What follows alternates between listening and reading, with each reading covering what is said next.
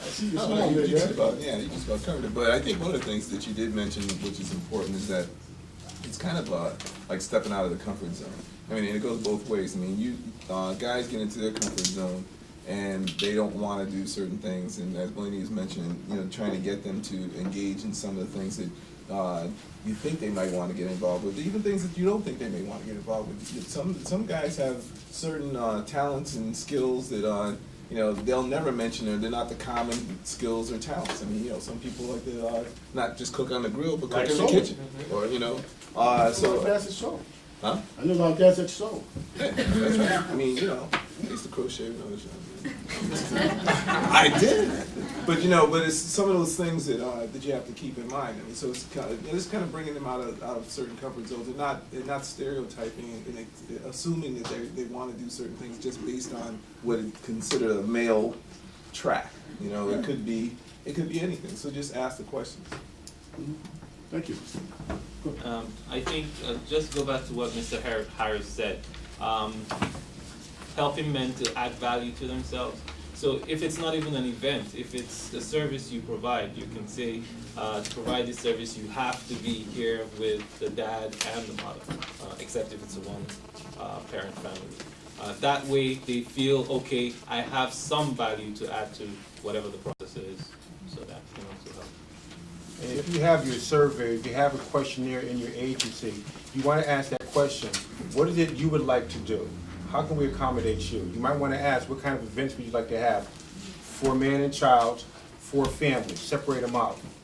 Then you start to get a list. And those lists are not going to change. It's going to be for the rest of the time that your agency's around. You ask the question, and you'll get the answer. What do you want to do with your child? What do you want to do with your family? What do you want to do with mom, dad, and child? Ask that question.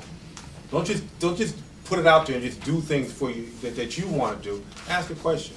And as the generations go through your doors, those things might change, but there's still a foundation of what they want to do. Then you can come to it. Thank you. I think it's very important that Gary made the point about stereotyping. So, I appreciate that very much. We do have to be careful about stereotyping. That's one of the things that we teach at the Male Involvement Network as part of our fatherhood education. We get the men to actually talk about stereotyping, about women, old folks, men, what the stereotypes are. We break that stuff down so they can identify if they're being stereotyped. And a lot of them, feel that they are a lot of times when it comes to employment. So that is a very, very key point. The next question I want to go. Ms. Eloise, call room 8, please. Ms. Eloise, call room 8.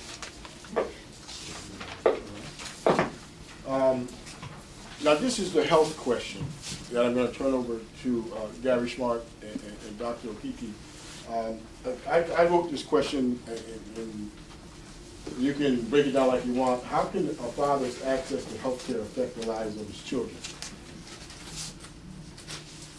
That was the best way I could put that question in, because when a man walks into our building, an agency, looking for employment, he's focused on employment.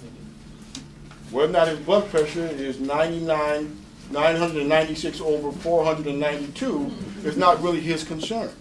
But because we talk to them about their health, part of our assessment is to talk to them about their health. How are you feeling? We've had situations where we found out one dad was having many heart attacks. He didn't realize it. After Julia Stone, my colleague, after we did our health workshop, he went and he was feeling uncomfortable, went to the hospital, and found out he was having many heart attacks. I mean, I don't know what a mini heart attack feels like, but he was scared, but he came back and he's still around today to share with us that he's okay now, taking better care of himself. So I'm going to turn it over to the experts and let them talk to you more about how important that piece is in any of the work that you do. If you want to engage your men around health, a lot of them will talk to you about that stuff. Gary? Yeah, I'm trying to stay. I want to stay on track of the questions that you've asked them. But one of the things, how many people think that guys actually? How many of the guys that you know share information with you about their health issues? They've been told not to ask this question. I know that's not. It's a razor. All right, I'm not going to really get into that. You guys are a very good audience. I appreciate you following. Thank you. Yeah. But you know, part of the problem is it's not even sharing information with you, but it's sharing information with one another. The guys don't even share information with with ourselves. You know, as far as issues that are going on. It goes back to that statement that was made about things that we need. You know, I think Keith, you were talking about the fact that we if we're hurting or we need food or we need we're without money or whatever, we're not going to tell our colleagues or our friends what's going on, and we have a tendency not to share that information quite often. The same thing happens on the health side, and unfortunately, there's guys who could be walking around with a toothache. Remember the story you talked about with the toothache? Angry because they're in pain.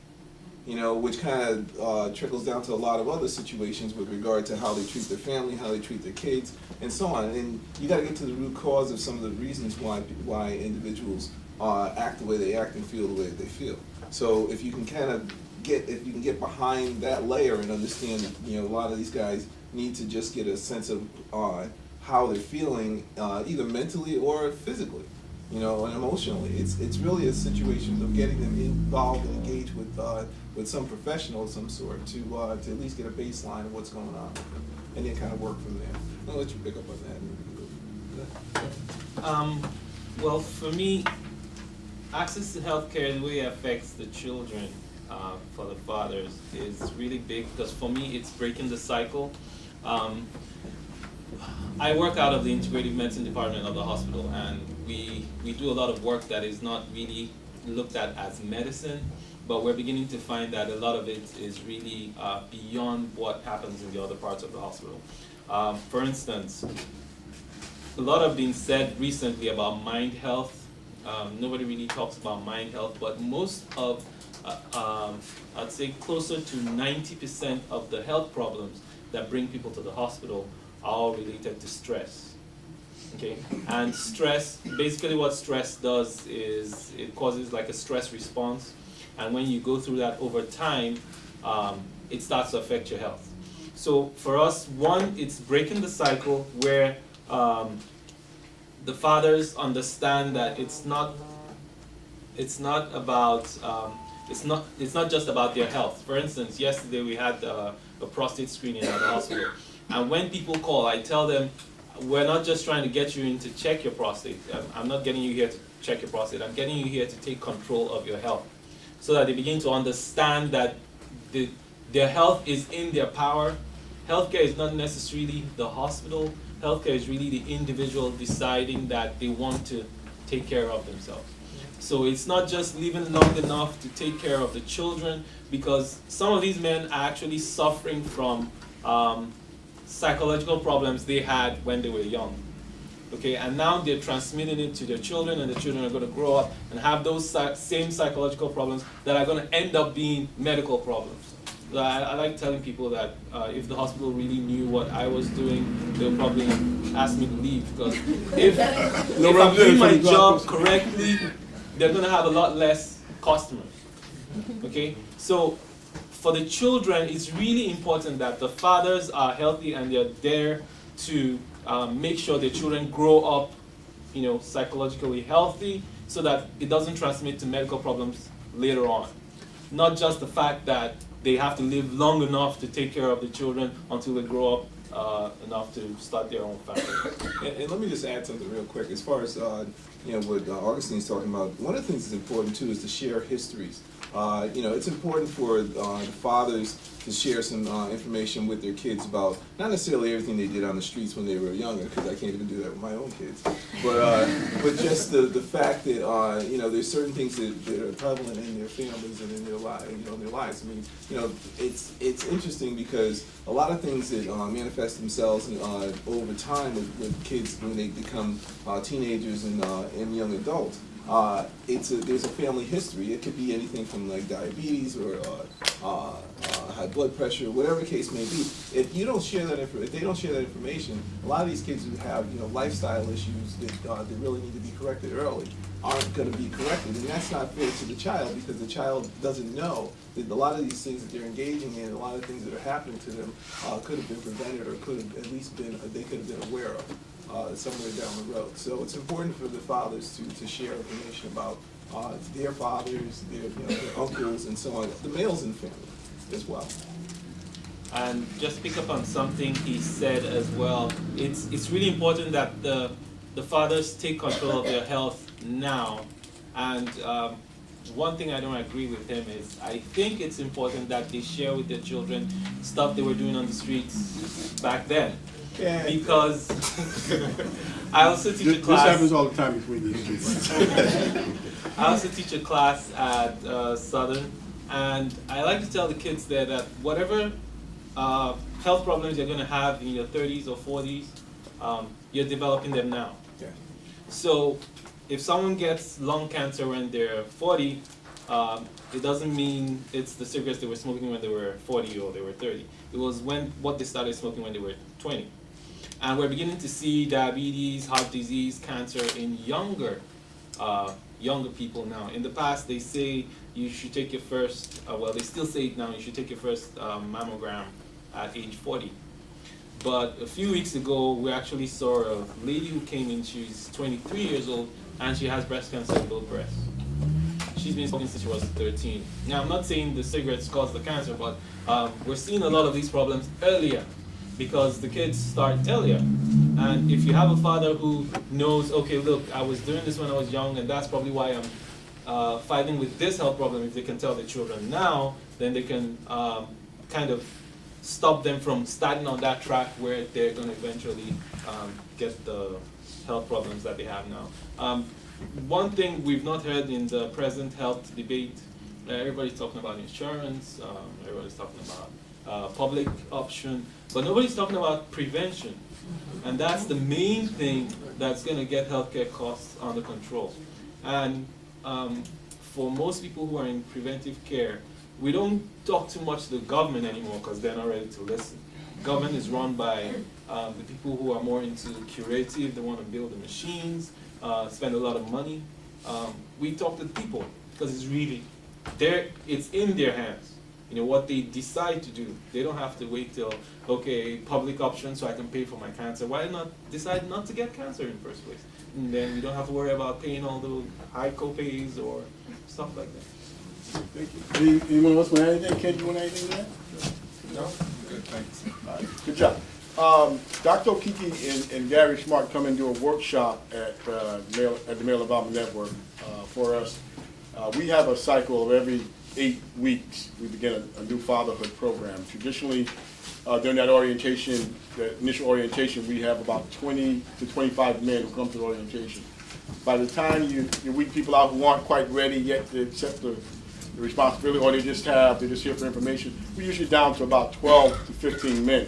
And they come in as part of our network and do a workshop on health, and they scare the bejesus, they scare the heck out of the men in the program because they do PowerPoints and they tell them this information straight to them. And this is why we get guys to go to get physicals. One thing that Yale provides for us is they provide 5 physicals it's a pilot program where I don't know if it's institutionalized yet, but it's a pilot program where they provide 5 physicals for our men every month to go completely free. They get a full physical for Yale, and for the guys who don't have health care. Now, part of that whole fatherhood thing that we have to do is that a lot of these guys have got to hold by the hand. You know, you have 5 of them on the list, and 2 of them, they're going to go in there and take advantage of the opportunity. Then you might get the other 3 where my case managers or myself have to meet them out in front of that hospital or go pick them up and bring them. But once we get them engaged, then Yale takes over, and they'll have 1 physical, then they'll come back for a follow-up, et cetera, et cetera. And that's working very well. So I want to commend these 2 gentlemen. And yesterday at Project Brotherhood's semi-annual? Or? Yes, biannual. Biannual prostate, colon, and lung cancer screening, whatever it is there. I took a couple dads who were in the proper age range, who've come to our program recent. I think one was maybe 57, and I know the other one was closer to my age, around 49. But he had a history. The one I took, he had a history in his family. He lost an uncle to prostate cancer. So, I just go through it because I want them to see that, I'm backing them. I have medical coverage. I'm lucky I have medical coverage, and I get mine done every July. But one of the things you have to do when you're doing this type of work, you got to be willing to model. You know, the men have to know that you're real. And so I don't just go over there and drop them off and say, all right, guys, I'll see you later. I go in there and I get mine done too, because I'm nervous. So I just make sure I can get it free, doc up to me up, we get it done. Okay.